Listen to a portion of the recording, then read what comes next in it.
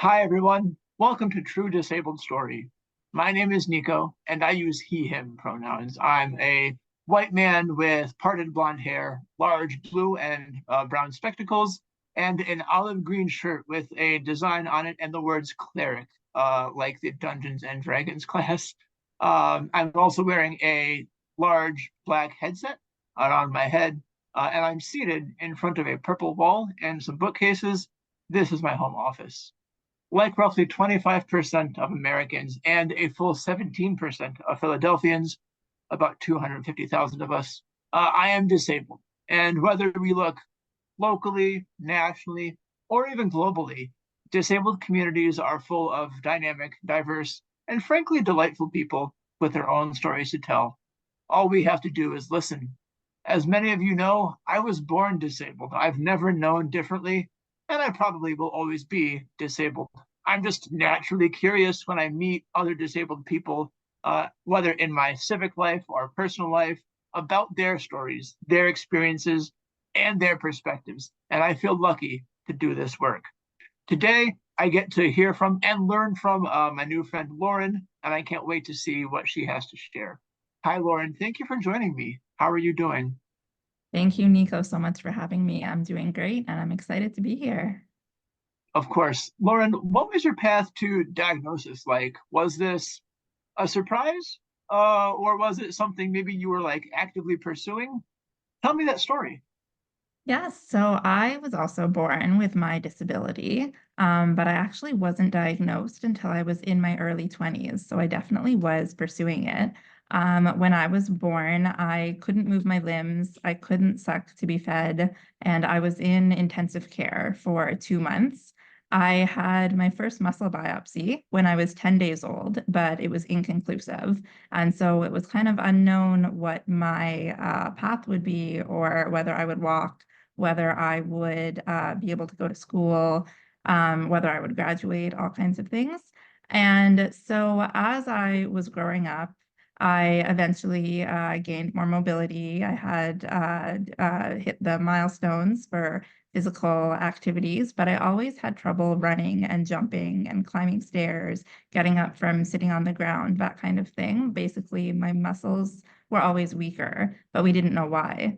And so then when I was about 12 years old, I had my second muscle biopsy, and they determined that they thought it was a mitochondrial disorder. And I thought, well, okay, that makes sense. The mitochondria is the powerhouse of the cell, and I'm not able to have as much energy as most people. So I thought that they didn't give me a name specifically of a disorder, but they gave me the category of mitochondrial disorder. So I was going to the hospital for sick children in Toronto, basically up until I was 18, seeing various specialists and doctors and trying to figure out like what course of treatment or what kind of the options were.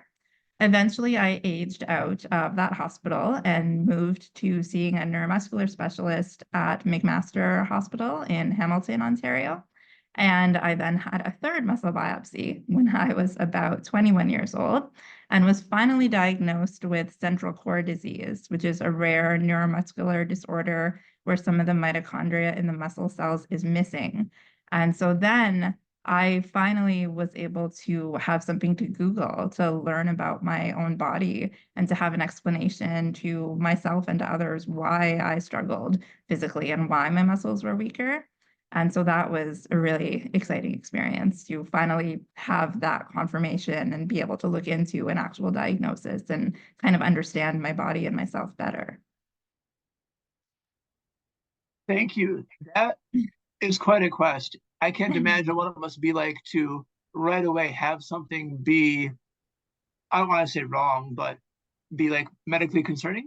And then Mhm. not to have answers until you were Yeah. 21, even through multiple muscle biopsies. Hmm. I'm really curious. You mentioned not even knowing your disability until your early 20s. So obviously you went Hmm. through school, you went through all the normal milestones, you were hitting them as you say. What Hmm. impact has this diagnosis had on your life? You could take this personally, academically, professionally. Yeah, well, there are kind of different ways that I kind of saw this. The first was when I received a diagnosis when I was about 21 of central core disease. I was at first upset that I had been misdiagnosed initially, because what I thought was the case, what they told me when I was 12, was wrong. And at first they didn't know. At first they had told me before the third muscle biopsy, they were like, oh, it's definitely not a mitochondrial disorder. And I was like, what? I've thought this for 10 years. And so it's a bit alarming to think that something else might be the case. But then when I finally received the diagnosis of central core disease, after I got over kind of the shock of it, it was very exciting to have something to Google to find out more about it. And then I eventually, when I was about 26 or so, happened upon a Facebook group filled with people who share the diagnosis of central core disease. And I've never met anyone in person who has the same disability. I didn't even really think of them being out there because I knew it was a rare disorder. But then to find a Facebook group of 1,400 people across the world, I was shocked, and I was so excited that now I have found my group of people who actually relate and so would understand, and I could ask questions, and I could read questions that other people were asking. And then when I was 26 as well, I believe, in a strength test, I was told that I have about 33% of the strength of the average person. And that was very alarming as well, because nobody had really quantified it to me before. I knew I had muscle weakness, but I really didn't know by how much in comparison to the average. So to hear 33% strength was also kind of alarming and upsetting. But then I eventually realized I've done a lot with my capabilities. I graduated university. I have had a full-time job. I have done a lot of things that I think when I was a child, it was unexpected or unsure if I would be able to do them. And so kind of having that perspective of my first initial reaction being, oh no, what kind of life can I really have on 33% strength? Realizing, well, I've lived 100% of my life. I've done all the things that I've set out to do. That kind of gave me a new perspective of what I am capable of. So that was kind of exciting. 100% of your life. That's a really good quote. You could probably workshop that in your speaking engagements or whatever. It's really great. Lauren, I really want to thank you for being so vulnerable and honest so far. How did it feel to, and this is an unplanned question, how did it feel to happen upon this Facebook group that you mentioned, to kind of like be wandering without a roadmap, without an atlas, and then find this incredible resource? What was that like? It was, I really had never expected anything like it. I kind of, even though I eventually did know what to Google and what to kind of look into, it never occurred to me, I guess because it was presented to me as it's a rare disorder and Sure. that you wouldn't find 30 people across Canada with it. I was like, well, there is no way that I will ever be able to connect with someone who really understands. Because also for a lot of my childhood and adult life up until I was in my early 30s, I never used to talk about my disability openly. There was really a point where I didn't think I ever would speak openly about it up until I started doing public speaking in the last couple of years. But because I was able to hide my disability, I could. And so I did. Partly because for a long time I didn't know how to explain it to people. But even after that, I kind of didn't want to draw attention to it. So then to find other people who really did understand and could relate was really exciting. And then when I started doing the public speaking, I started doing it online and then started doing different media and in-person speaking opportunities.